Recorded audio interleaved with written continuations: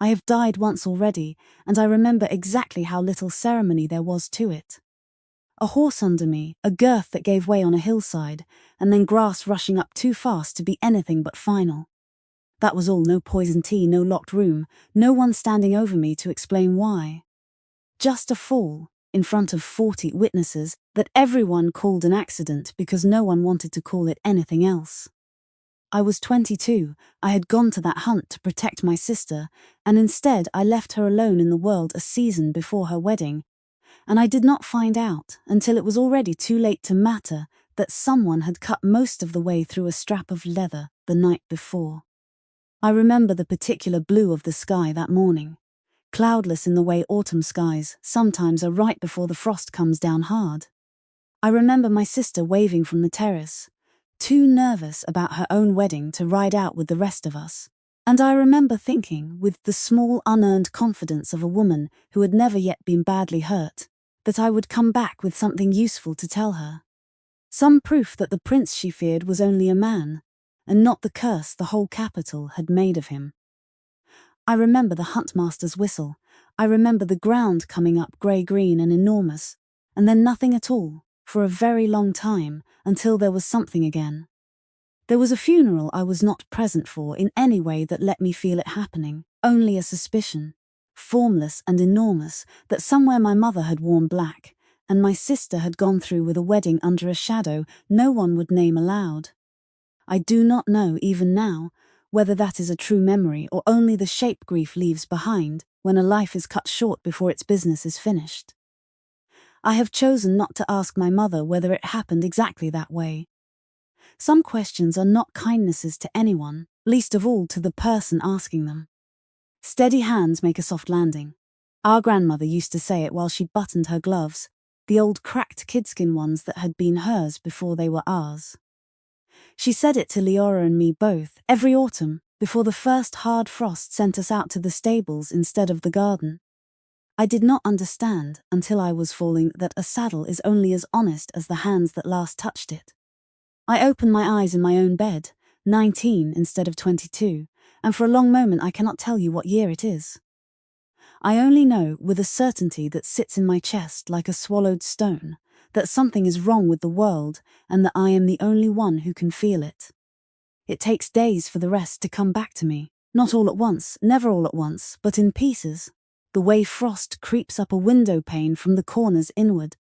A hunt, a hillside, my sister's wedding, still 8 months off, a prince no one in the capital will call by his given name if they can help it, because they have decided instead that he is cursed, and cursed things are safer discussed by their curse than by their name. Prince Rowan Varengard, heir to the kingdom of Varengard, 26 years old, unmarried at an age when every other prince in Christendom has 3 sons and a mistress.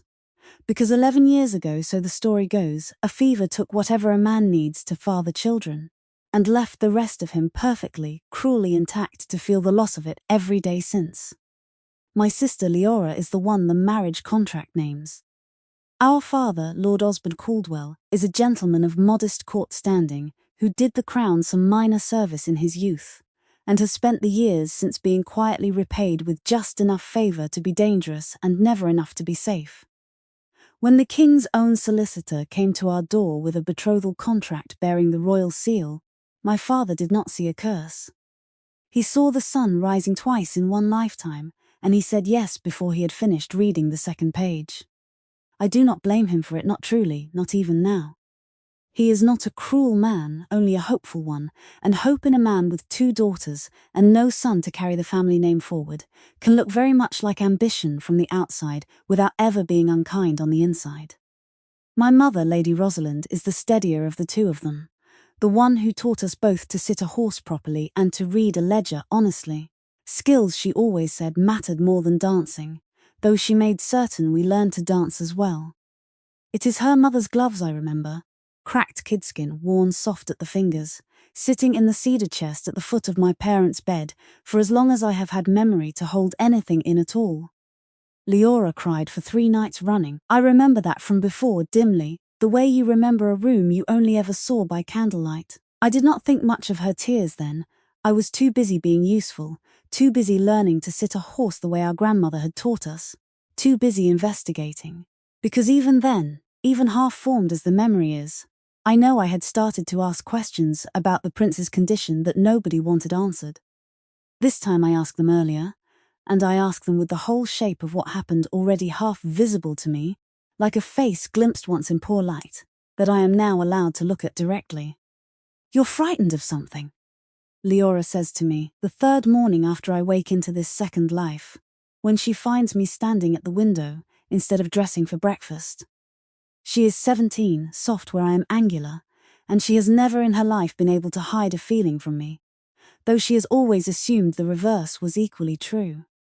"You've been strange since Tuesday. I had a dream," I tell her, which is not quite a lie. "About the hunt father wants to take us on next month before the frost." Her whole face changes. "I don't want to go hunting. I don't want to go to court at all. Renna, if they truly do sign the contract, I am going to be married to a man half the kingdom says is cursed. And I don't even." "You won't be," I say before I have decided to say it, and something in my own voice frightens me more than the memory of falling did. "You won't be married to him, I will." She stares at me as though I have suggested we set the house on fire for warmth. "Father would never allow it. The contract names me, then I will have to convince him otherwise," I say, and steady hands make a soft landing runs through my head, unbidden, the way it always does when I am about to do something that requires more courage than sense. It takes me 6 weeks, 6 weeks of sitting with my father in the evenings, of asking careful questions about court gossip that I already, half-remembered, know the answers to, of pointing out, gently, so gently, the way water finds the low ground, rather than announcing it will move a mountain, that Leora has never wanted a court marriage and never will, that she flinches at loud voices and hard men, and that I, who am 2 years older and have always been the one who does not flinch, might make a steadier wife for a prince the world has already decided to be afraid of. "He is not what they say he is," I tell my father, on the evening he finally begins to listen instead of merely hearing. I would stake my life on it. I do not tell him that I already have my mother, Lady Rosalind, is easier to persuade and harder to satisfy. She sits me down alone, 2 days before we are to present the substitution to the king's solicitor, and asks me plainly whether I am doing this out of love for my sister, or out of some private ambition I have not named to anyone. "Both maybe," I tell her, which is the truest thing I have said to anyone since I woke. "Want Leora safe, and I think I want to know the truth about him, mother.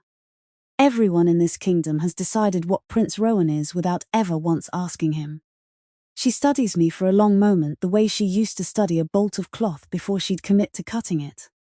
"Your grandmother said you had her hands," she says finally.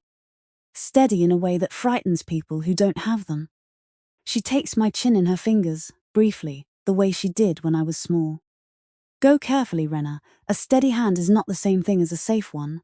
The solicitor is astonished, then suspicious then, when my father produces a modest additional dowry to smooth the irregularity, and when Leora herself, with more courage than I expected, tells the man plainly that she will not be made to marry against her own wishes, while her elder sister stands willing, resigned.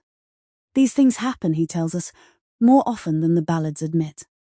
A contract can be amended before the seal is pressed a second time, provided both families and the Crown's own household agree, and provided, he says, looking at me directly, that I understand exactly what I am agreeing to. I understand better than he does. That is the trouble with all of it. The morning I am to leave for the capital, my mother presses our grandmother's gloves into my hands. I had not asked for them, had not even remembered, in the ordinary sense, that they existed in this house until I felt the cracked leather against my palms, and the whole shape of 6 weeks before came back to me at once, sharp as a struck bell. "Leora, I fell wearing these. Leora, they were on my hands when the girth gave. They should be yours now," my mother says, "since you are the one riding out to marry a stranger." Leora, standing beside her, takes my free hand instead.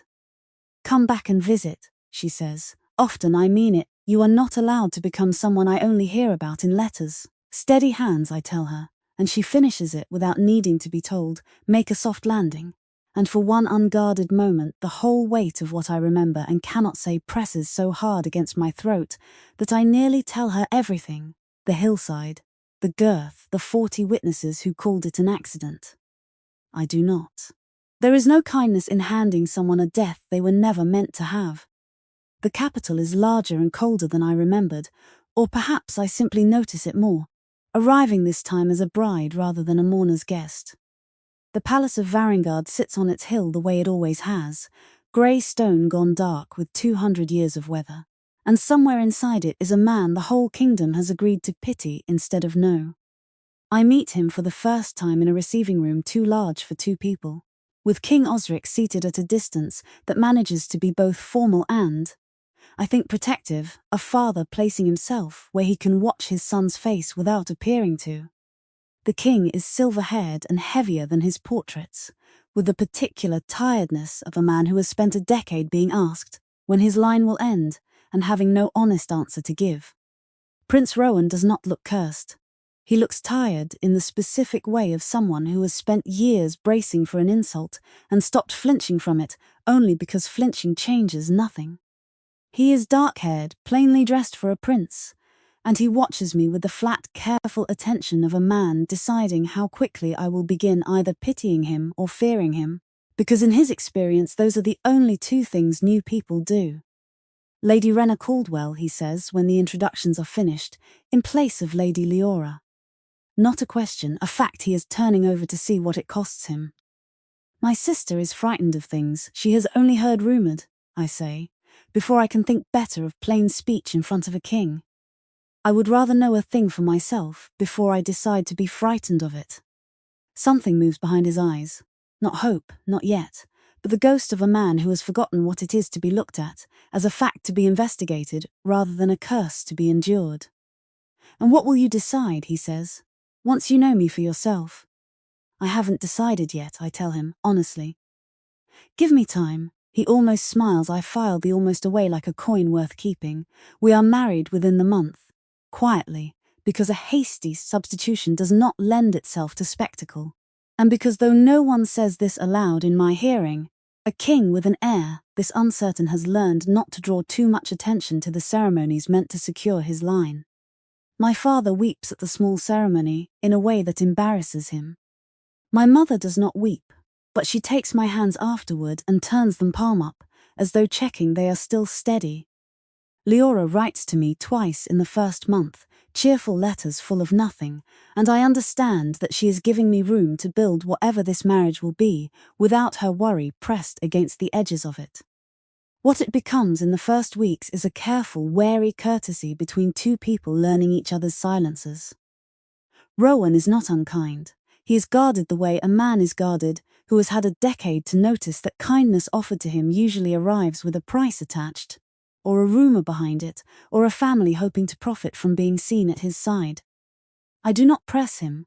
I have, after all, 6 months of memory he does not have, and patience that a first life burned out of me and a second life has quietly restored.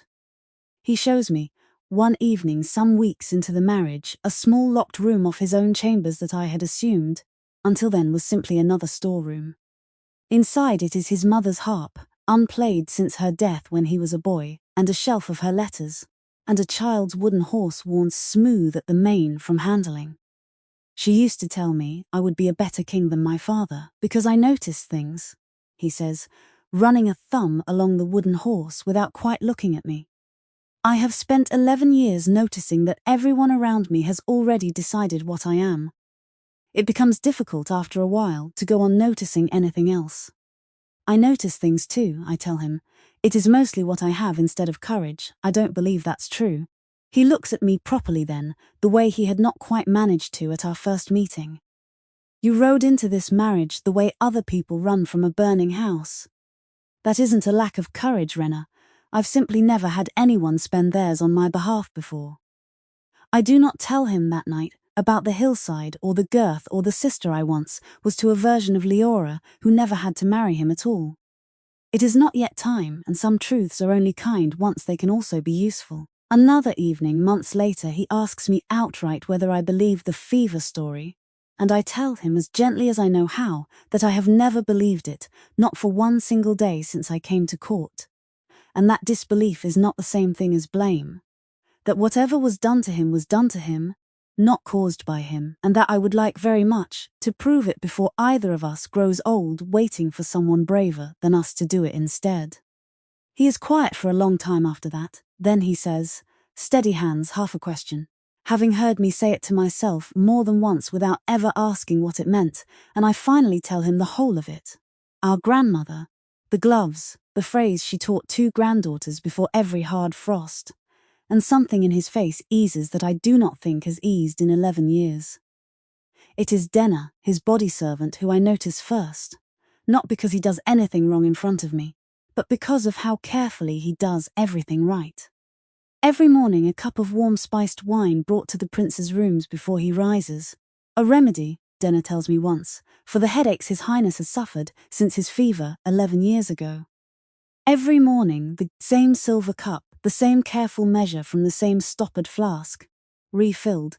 I learned this only by watching for weeks, from Master Apothecary Ambrose Fell's private stores, and from no one else's. Does it help? I asked Rowan once, watching him drink it without any particular relish, the way a man takes medicine rather than wine. It used to, he says. Fell says the headaches would be far worse without it. I don't remember what worse felt like anymore, so I suppose I have to trust him. Fell says I turn that phrase over more times than I let myself say aloud. I begin carefully, the way our grandmother taught us to test ice before trusting it with our full weight, to ask questions that sound like nothing more than a new wife's curiosity. How long has Master Fell served the household? 11 years, as it happens, since the year of the fever. Who recommended him for the post? Duke Bertrand, the prince's own uncle, who has always taken such a close interest in his nephew's health, hasn't he?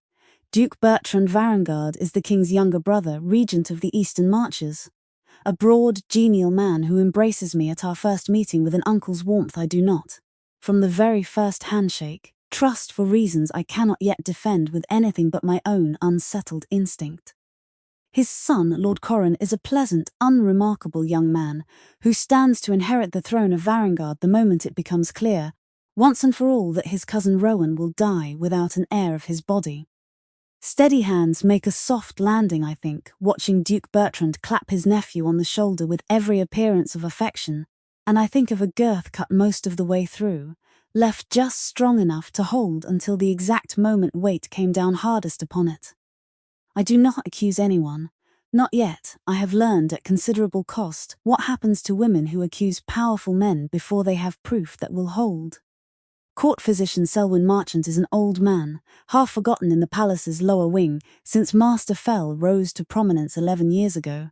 And it is to him I go first, on a pretext of a chill I do not truly have because I half remember, in fragments that sharpen the longer I sit in his cramped, book-crowded study, that he was the one physician in this palace who never fully accepted the fever explanation. Fell arrived that same winter and never left His Highness's side since, Marchant tells me, when I have finally, delicately, worked the conversation around to the prince's health. I said at the time it was no ordinary fever. The fever broke, the rest never did. I was overruled by better connected men than myself.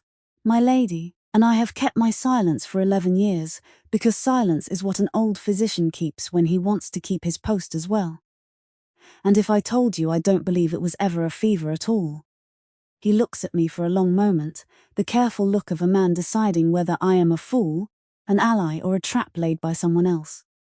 I would say, he says finally, that I have kept certain of my own notes from that winter, against the day someone with more standing than an old physician might ask to see them. His notes describe symptoms that match no fever he has ever treated before or since, a slow wasting of vigor, a particular greyness under the nails, headaches that come and go with what he calls, in his careful old hand, suspicious regularity.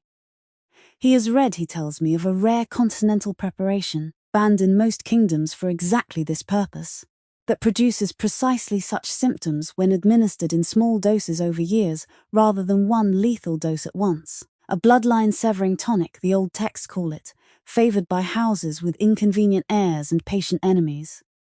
Small doses, I say, over years, in something a man drinks every morning without ever thinking twice about it. Marchant's old eyes sharpen. My lady, I would be very careful indeed about which cups in this palace you choose to trust. I do not tell Rome afraid. Genuinely afraid. In a way, I have not let myself be afraid of anything since I woke into this second life, that if I hand him suspicion without proof, Duke Bertrand will simply have Master Fell change the method, or have me quietly removed as an inconvenient wife with dangerous ideas. The way inconvenient women in this kingdom have always been removed, on hillsides and in cold rooms, and beneath the wheels of carriages that no one afterward can quite explain. So I gather what I can, the slow way, the way our grandmother taught us to break a green colt. Never all at once. Never by force, only ever by patience that outlasts the fear on both sides. I befriend Isel first among my own household, my maid since childhood, brought with me to court, and through her I learn which of the palace's own servants can be trusted to talk without running immediately to report the talking.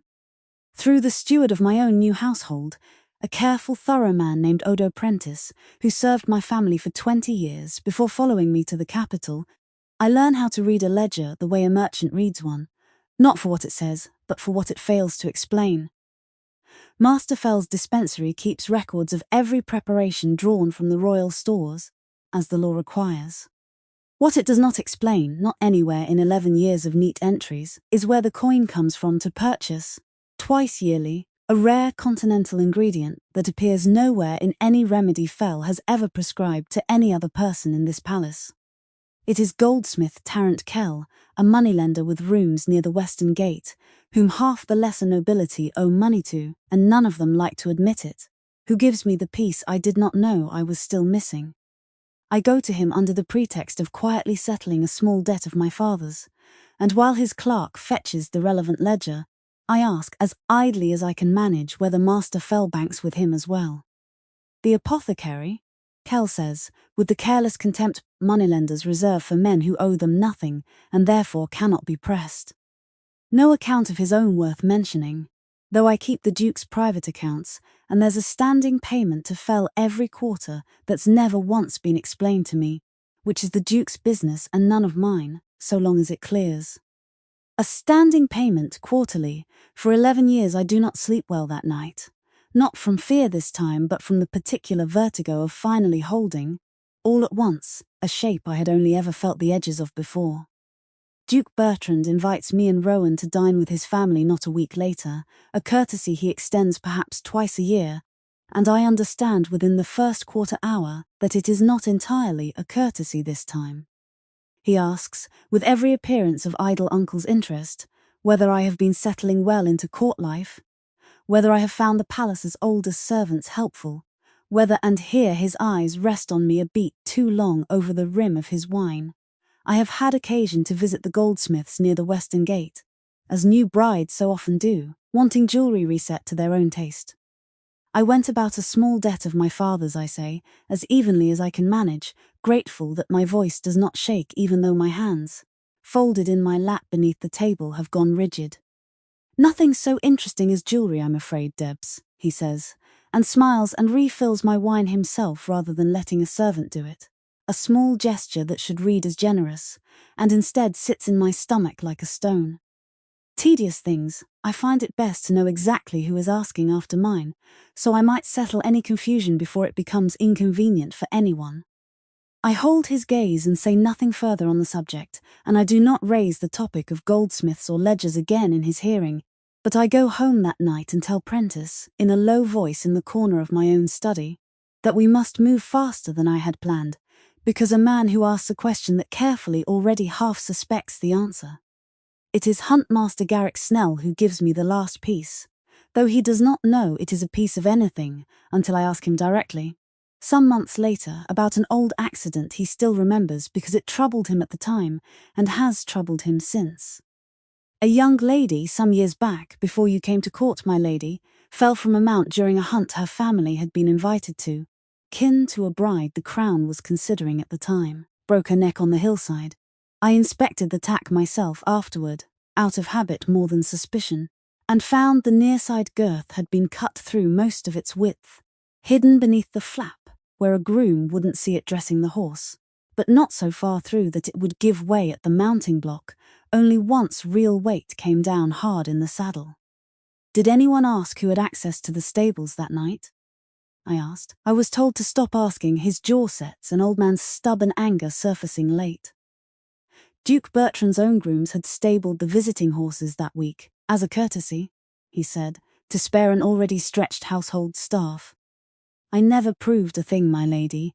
I only ever stopped believing it was an accident. I do not tell him whose neck it was. I do not think I could say her name, my name, in another life, aloud in that stable without something in my chest giving way entirely. I go to Rowan that same night, finally, with all of it laid out. Marchant's notes, Fell's unexplained ledgers, Kell's quarterly payments, Snell's cut girth from a hunt years before we ever met. A hunt that killed a young woman whose family, I do not say aloud, was mine. He is very quiet for a long time after I finish. Then he asks, in a voice gone rough at the edges, "You believed this before you had any proof at all?" Why? Because I have learned to trust a feeling in my chest, more than I trust what everyone around me has agreed to believe. I tell him, which is as close to the whole truth as I have ever come with him. Steady hands make a soft landing, Rowan. I would rather test the girth myself than fall, because everyone else assumed it was sound.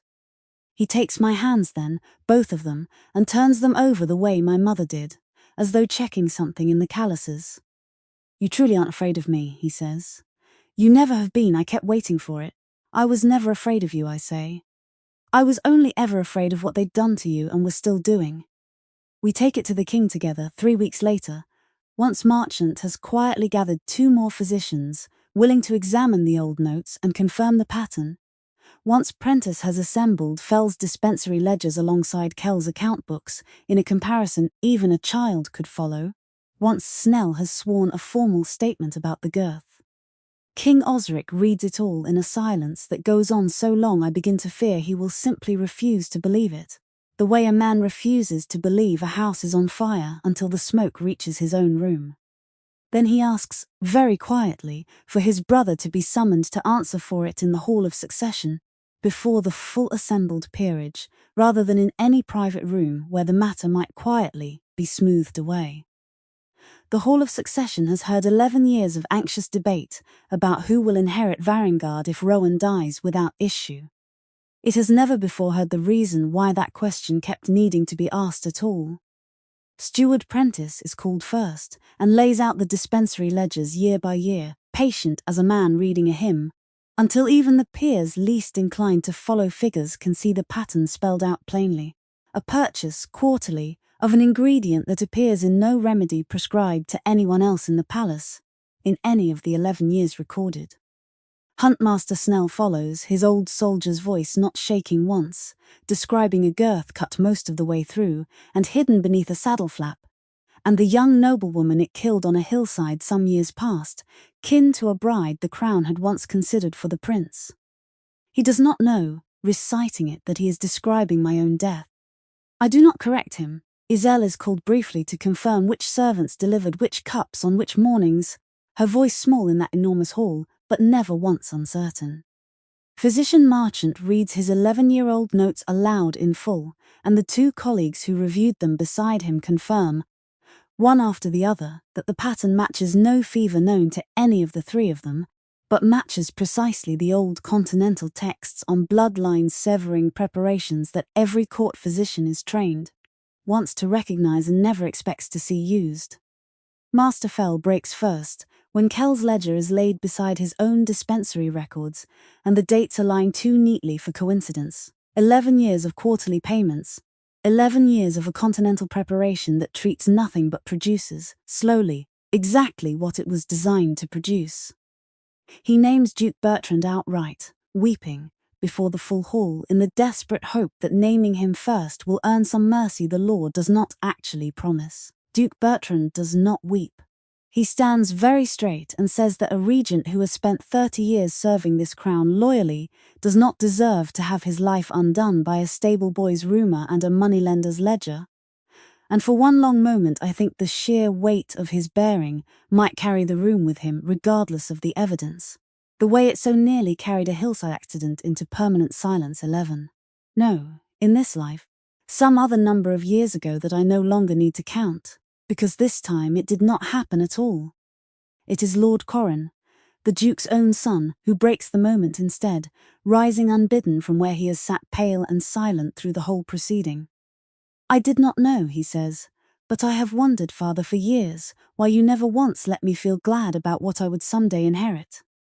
Duke Bertrand is stripped of his regency and his eastern lands and confined, by the king's own measured judgment, to a remote holding for the remainder of his life. Not executed, though the law would have allowed it, because King Osric says, in the one moment of the whole proceeding that moves me nearly to tears, that he has already lost one brother to ambition, and does not intend to spend what is left of his own life mourning a second. Masterfell is stripped of his post and his license and sent to the kingdom's harshest work in the northern quarries. Denna, who administered the tonic in genuine ignorance for 11 years, is pardoned outright and weeps with a relief that is its own kind of confirmation. Rowan is examined by Marchant and the two physicians together, given a slow course of treatment to draw the accumulated poison from his blood, and told, cautiously, that time and patience may restore what the tonic took, though no physician will promise it outright. Lord Corran comes to me privately, some days after the trial, white-faced and formal in a way that makes him seem younger than his years. "I would understand," he says, "if my cousin never wished to see me again, given what my father tried to make of his ambitions and mine." Rowan, when I bring Corran to him, says only that he has spent 11 years being defined by someone else's scheme and has no wish to make his cousin spend the rest of his own life the same way. It is not forgiveness, exactly, not yet, but it is the beginning of something that will, over the following years, grow into an easy, unremarkable friendship between two men who never asked to be set against each other in the first place. The kingdom's reaction is slower and stranger than either of us expects. Not scandal, exactly, though there is plenty of that in the first weeks, but a kind of collective, sheepish recalculation, as an entire capital that had spent a decade calling a poisoned man cursed quietly stops using the word at all, embarrassed at how easily it had been handed to them and how readily they had all repeated it. It takes the better part of a year. I do not measure that year the way the ballads would have me measure it, in dramatic turns, but the slow way our grandmother taught us to break a colt, patiently, without forcing anything, trusting that steadiness given consistently enough eventually earns steadiness back. Our son is born quietly, without fanfare, on an ordinary spring morning almost 2 years after the trial in the Hall of Succession, and Rowan holds him for a long time before he says anything at all. And when he does speak, it is only, "I had stopped truly believing this would happen," in a voice that breaks in the middle of the sentence and does not embarrass him for breaking. Leora comes to court for the birth and stays a month, laughing more freely than I have ever heard her laugh, because she has, in the years since our wedding, fallen in love on her own terms with a quiet, unambitious younger son of a minor house who wants nothing from the crown at all, and married him for exactly that reason. "You gave me my whole life back by taking this one," she tells me, "holding my son while I sleep off the birth, and I have never once resented what it cost you to do it." Our son grows into a watchful, deliberate child who our stable master says has his mother's seat on a horse before he is old enough to properly hold the reins himself, and who asks, every autumn without fail, to be allowed to help his grandmother's old gloves down from their box, though he is not yet permitted to wear them. Rowan teaches him patience the way he was never taught it himself, by naming it plainly every time he sees it. "That is a steady hand," he tells the boy, watching him settle a nervous colt. "That is exactly what your mother has." A daughter follows some years after, born in autumn, on the very edge of the first hard frost, which my mother declares. Arriving at court still spry enough to make the journey, still sharp enough to notice everything, could not possibly be more fitting. Our daughter turns out to be the louder and more stubborn of the two, prone to arguing with her older brother about whose turn it is to hold the gloves, and Rowan says, watching them squabble happily over a piece of old cracked leather, that he cannot remember, some days, that this house was ever as quiet as it used to be, and does not want to. Leora's own wedding, 2 years after mine, is a small country affair her husband's modest family can afford without strain, and she tells me, dancing at it barefoot on the grass because her new husband cannot manage a formal reel, and does not pretend otherwise, that this is the happiest she has ever been, and that she owes the whole of it to a sister who once decided, on very little evidence beyond a feeling in her own chest, that a cursed prince was worth a closer look. Steady hands, my mother says, taking the baby, testing the small grip of tiny fingers around one of her own. Make a soft landing. She looks up at me, and there is nothing in her face but plain, unclouded pride. Your grandmother would have loved to see this. Every autumn now, on the first hard frost, our whole scattered family gathers at the Caldwell house where Leora and I grew up. My parents, greyer now but stubbornly hale Leora and her quiet husband and their own 2 children, Rowan easier in his own skin every year that passes, our son and daughter arguing, as always, over the gloves. My father tells the story of the substitution differently every year, embellishing his own reluctance until, in his latest telling, he very nearly refused the match outright and had to be talked into it by his braver elder daughter. Which is not remotely how it happened, and which my mother corrects, mildly every single time without ever quite managing to stop him from telling it his way again the next autumn. Physician Marchant, invited every year until his death and much missed since, used to say that he had waited 11 years to be believed and had stopped expecting it would happen in his lifetime.